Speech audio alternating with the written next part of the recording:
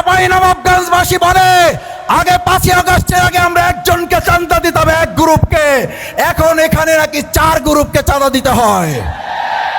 আমার ভাই এবং বন্ধুগণ, আমি আপনাদের কাছে জিজ্ঞেস করতে চাই, ঢাকা বিশ্ববিদ্যালয়, চট্টগ্রাম, রাজশাহী, জাহাঙ্গীরনগর বিশ্ববিদ্যালয় যখন নির্বাচনে টকশো টেলিভিশনে আপনারা দেখতেন, তখন বলতো বিশ্ববিদ্যালয়ে ছাত্রদল ছাড়া আর কাকে ভোট দেবে, ভোট দেওয়ারই তো কেউ নাই। যেখানে নাই বলেছে, ভোট দেওয়ার কেউ নাই, ওনাদের বক্তব্যে যেখানে নাই, নাইয়ের উপরে আল্লাহ তাআলা তাদেরকে নাই করে আমাদেরকে ভূমিধস বিজয় দিয়েছেন। আর এই চাঁপাইনবাবগঞ্জে তারা বলেছেন মুখের কথায় 5 থেকে 6% আছে, তাহলে চাঁপাইনবাবগঞ্জে কেমন বিজয় হবে?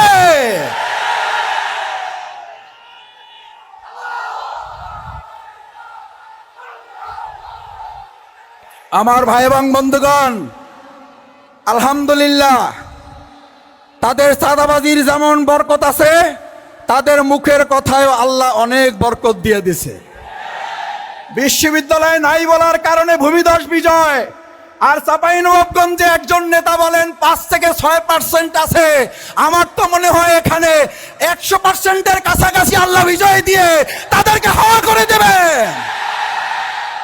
আমার ভাই বন্ধুগণ, অহংকারের জন্য বলছি না।